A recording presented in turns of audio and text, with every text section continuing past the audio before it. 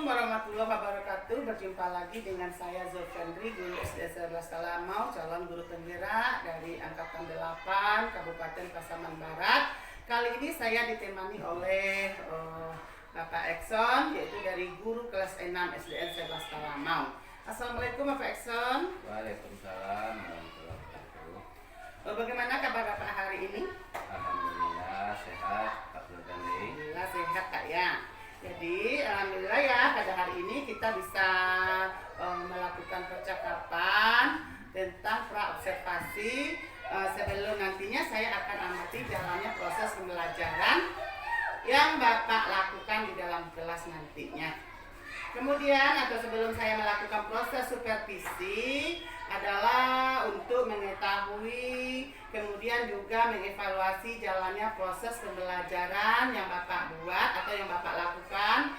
Jadi kenapa kita hari ini melakukan percakapan praobservasi ini sebagai persiapan awal sebelum nanti Bapak melakukan kegiatan pembelajaran agar lebih siap dan lebih percaya diri, sehingga pembelajaran atau kegiatan pembelajaran yang terbaik bagi murid-murid Bapak begitu. Kemudian ada beberapa hal pertanyaan yang akan saya tanyakan kepada Bapak. Yang pertama berkaitan dengan tujuan pembelajaran. Kira-kira apa tujuan pembelajaran yang ingin Bapak capai?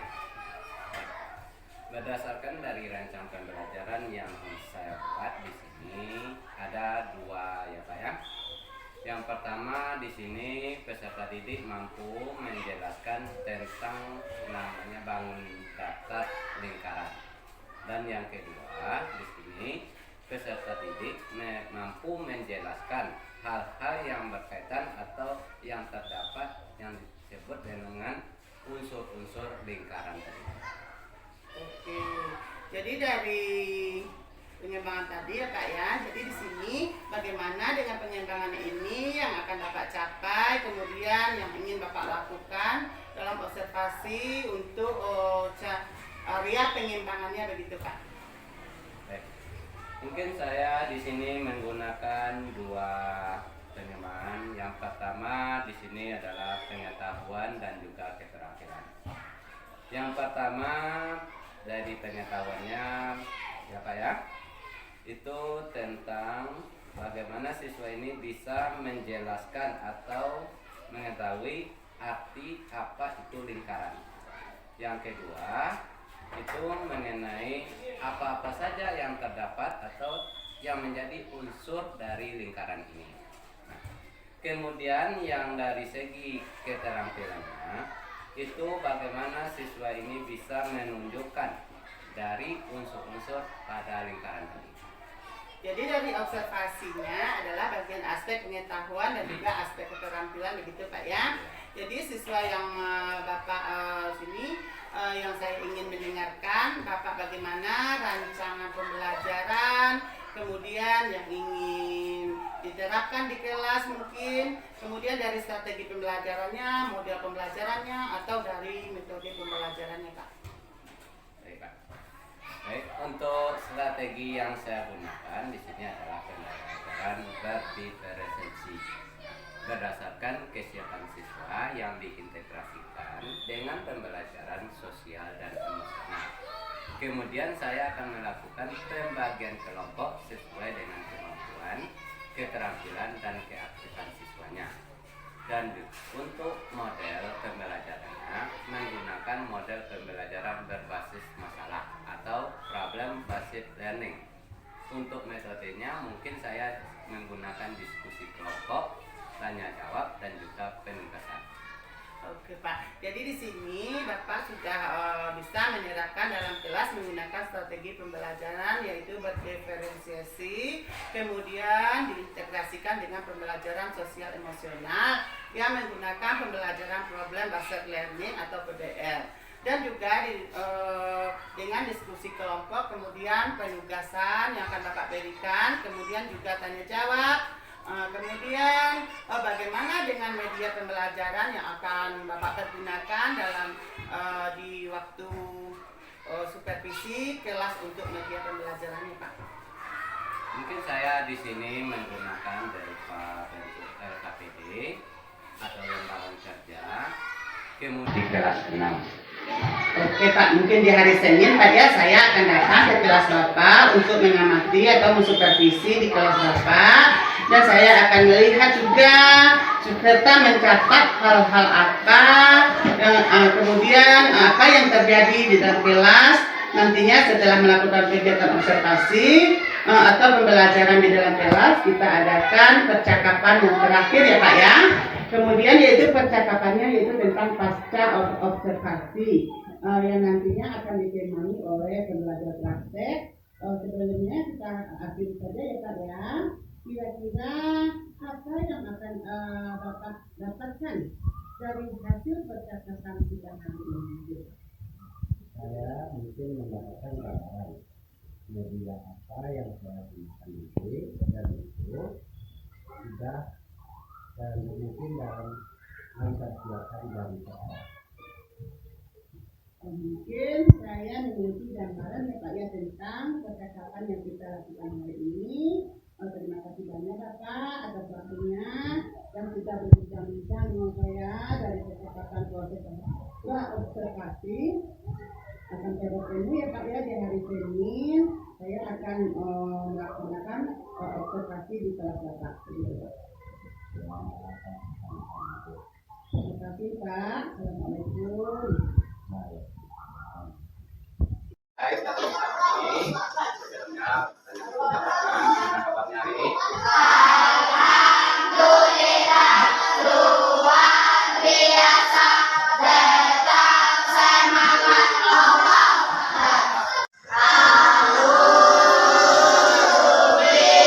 Siapa yang bisa melihat ini? Ada kelihatan? Ada. Nah, kalau kita lihat itu bentuknya seperti apa? Berbentuk lingkaran. Tujuan kita pada pembelajaran lingkaran sekarang itu kita bisa mengetahui, menjelaskan tentang apa itu lingkaran. Yang kedua, tujuan kita adalah apa-apa saja unsur-unsur yang terdapat dalam sebuah lingkaran tadi. Nah, jadi itu tujuan kita pada pembelajaran bahasa sekarang. Nah, jadi sebelumnya Diameter nama right? Nah, ini unsur-unsur lingkaran yang membentuk sebuah lingkaran yang terdapat dalam sebuah lingkaran itu apa saja. Pertama ada namanya titik pusat. Mana yang kita sebut dengan titik pusat itu? Nah, itulah titik A, titik pusat yang merupakan titik pusat dari sebuah lingkaran. Di sebuah lingkaran ya memiliki titik pusat yang terletak di tengah. Yang namanya pusat pasti di tengah. Jadi itu. Yang kedua, unsur dari lingkaran itu adalah diameter dan jari-jari. Ini mana yang diameter? Ini garis D yang warna hijau. Itu yang diameter. Artinya diameter itu garis yang membelah menjadi dua bagian sebuah lingkaran. Nah, sedangkan yang satu lagi yang berwarna merah itu adalah apa namanya? Jari-jari, yaitu garis dari titik pusat lingkaran ke lengkung lingkaran. Nah, bisa perhatikan di sini. yang jari-jari tadi. Ini dari titik pusat ke garis dengkul lingkaran ini. Nah, ini garis dengkul. Ya, itu yang dari disebut dengan dari jari-jari.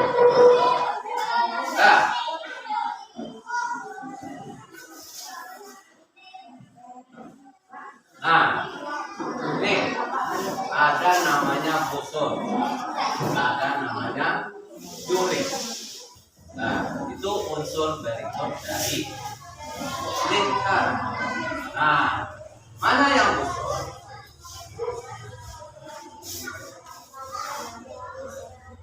Yang mana busur? Yang mana? Yang berwarna hijau atau yang berwarna merah? Kira-kira? Mana yang busur? Busur itu adalah garis lengkung. Nah, yang terletak pada lengkungan lingkaran. Jadi ini yang kita sebut dengan busur. Itu dari pertemuan titik K dengan titik L-nya. Garis lengkungnya ini yang kita sebut dengan busur. Nah, mungkin dalam sehari-hari pun kita mengenal namanya busur. Nah, kalau sehari-hari itu kita gunakan busur itu untuk apa? Untuk mengukur derajat.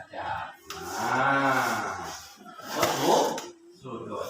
Nah, itu unsur berikutnya yang terdapat dalam sebuah rumah. Lanjut, yang berikutnya adalah namanya juring. Kan jurang ya, tapi juring. Nah, ya, kalau jurang dalam, jatuh awan makan wae. Nah, aku juring, ya. Kalau ini juring. Apa itu juring? Nah, juring kalau kita perhatikan di gambar itu yang berwarna ungu. Ya. Ah, kira-kira apa artinya juring itu kira-kira menurut kita? Yang berwarna ungu.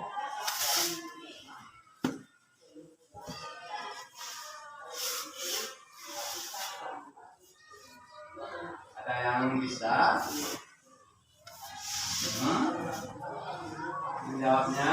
Kira-kira juring itu apa pengertian kira-kira? Nah, kalau kita lihat itu yang juring itu adalah yang diwarnai dengan warna ungu.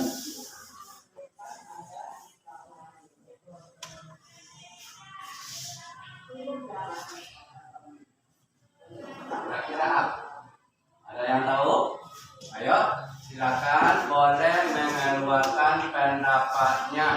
Nah, tidak ada masalahnya. Nggak ada larangannya. Nah, nanti cara betulnya baru kita perjelas. Nah, kira-kira menurut kita apa itu juring itu?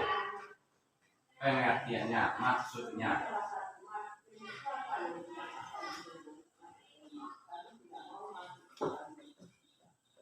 Ada? Ada yang bisa?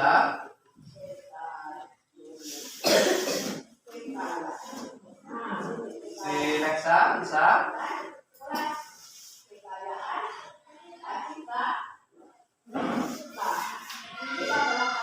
Ada yang lain? Si Bikram kira-kira? Kita lanjut kepada diskusinya.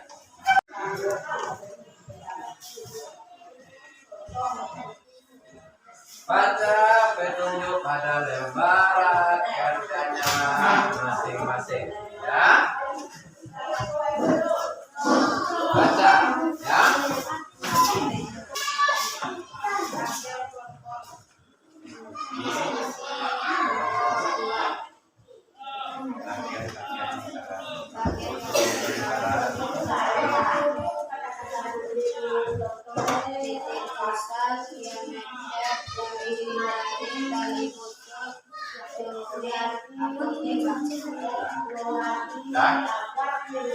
Dan tepuk tangan untuk kelompok.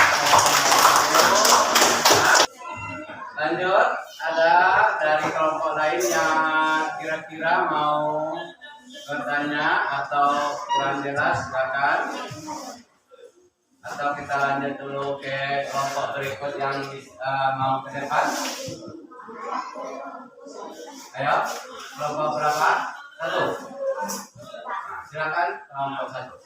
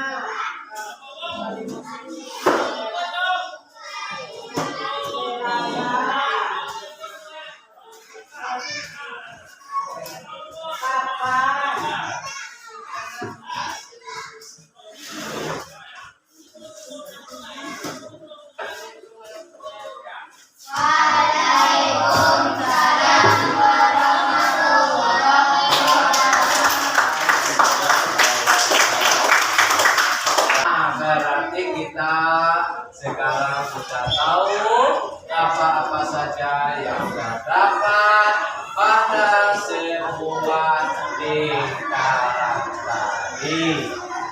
Nah, di hari ini kita cukupkan dulu sampai di sini pembelajaran matematikanya. Dan sekarang kita sebelum kita tutup belajar kita, sebaiknya kita bersyukur kepada Allah dengan mengucapkan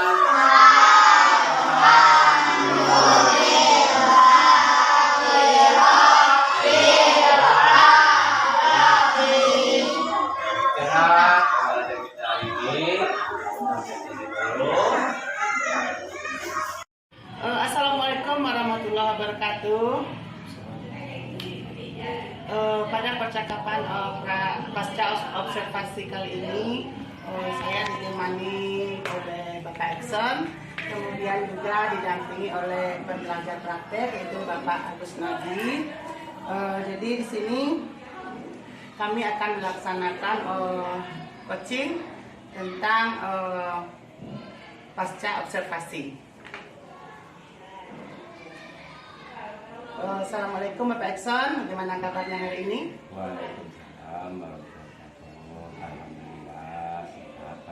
tetap sehat Pak ya. Baik Pak, di sini saya akan bercakap-cakap dengan Bapak Exxon tentang observasi yang telah kita laksanakan beberapa minggu yang lalu Pak ya. Jadi di sini saya akan memberikan berbagai pertanyaan-pertanyaan kepada Bapak terkait dengan jalannya proses observasi yang telah kita laksanakan di lokal Bapak kemarin.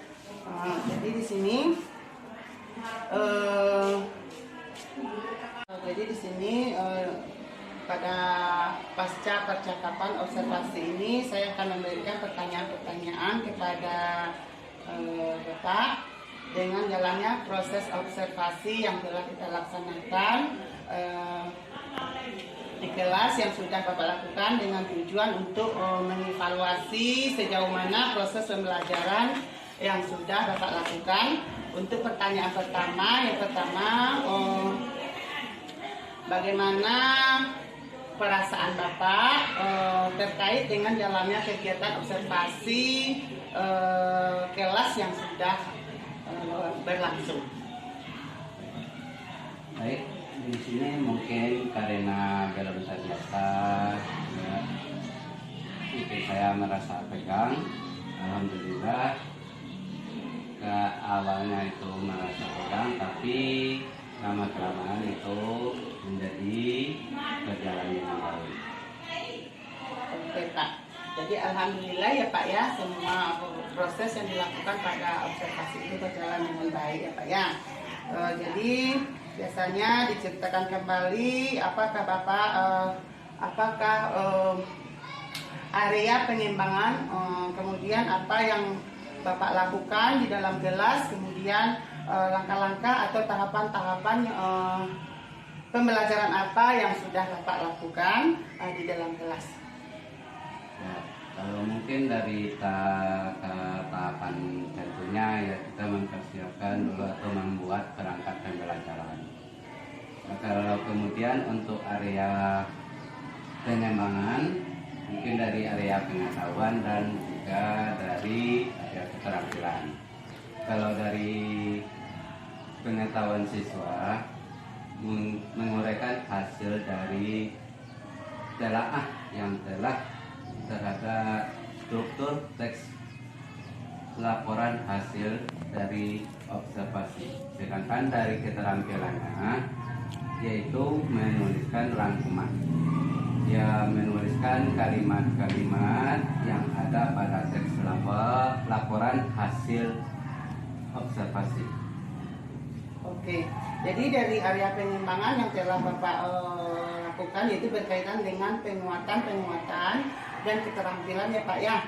Jadi menurut Bapak sejauh mana area pengembangan yang telah Bapak lakukan dan sampai apakah sudah berhasil dilakukan di dalam kelas atau belum gitu Pak? Kalau menurut saya, alhamdulillah sudah berjalan dengan baik. Namun walaupun begitu masih ada kekurangan yang terdapat. Jadi menurut Bapak ya semuanya itu sudah berjalan dengan baik ya Pak ya. Jadi tapi masih adakah kekurangan atau menurut Bapak apakah kekurangan itu mungkin kendala-kendala yang Bapak hadapi pada saat melakukan proses pembelajaran di kelas? Kalau kekurangan atau penghambatan yang masih ada itu sering terjadi, mungkin juga dialami oleh guru-guru yang lain, yaitu yang masih ada beberapa siswa yang tidak ingin terlibat aktif dalam proses kegiatan belajar tersebut. Baik Pak, jadi ada beberapa siswa yang tidak terlibat aktif ya Pak ya, berarti kurang aktif, mungkin hanya mengandalkan mungkin teman-temannya dalam berkelompok atau berdiskusi begitu ya Pak ya. Iya betul. Jadi Pak, kira-kira mengapa hal itu bisa terjadi ya Pak? Kenapa itu mereka tuh kurang aktif? Kenapa tidak mau ikut atau tidak mau terlibat dalam diskusi? Contohnya atau misalnya mungkin dalam pembagian kelompok dengan jumlah siswa yang terlalu banyak atau bagaimana begitu? Nah, tiap kelompoknya itu mungkin ada yang saya mungkin melakukan pendekatan yang sesuai dengan minat anak tersebut. Misalnya saya bagi kelompok berdasarkan gaya belajarnya yang ada. Gaya belajarnya itu mungkin ada yang terdapat berupa bentuk visual, auditory, ataupun dari kinestetiknya. Sehingga anak-anak akan merasa lebih nyaman, jadi saya sesuaikan dengan kenyamanan anak tersebut. Terus lagi, mungkin saya di sini melakukan pertanyaan kepada anak-anak tersebut agar dapat menyesuaikan dengan kegiatan yang ada di kelas itu seperti apa. Baik Pak, jadi itu adalah rencana ke depannya begitu Pak ya.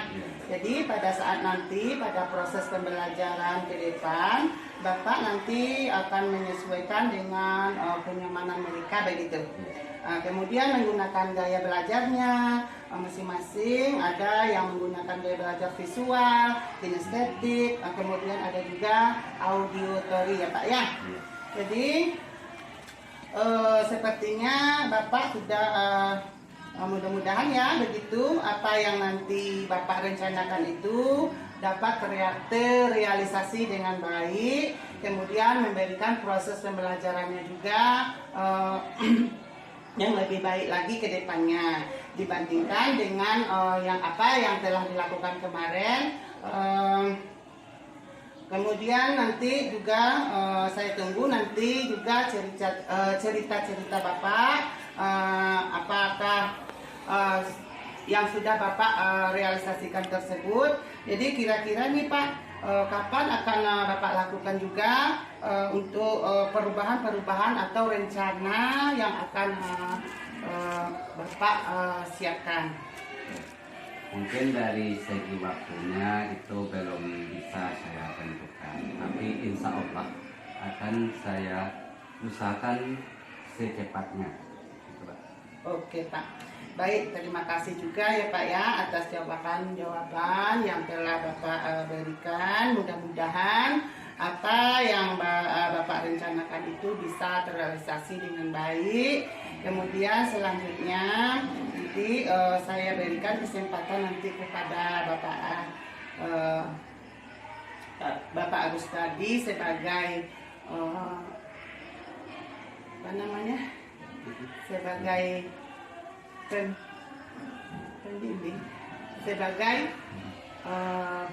pembimbing, atau pengajar praktik untuk memberikan umpan balik atau tanggapan terkait dengan jalannya kegiatan percakapan pada pasca observasi yang telah dilaksanakan, mungkin yang telah dilaksanakan pada kegiatan observasi kelas ya Pak.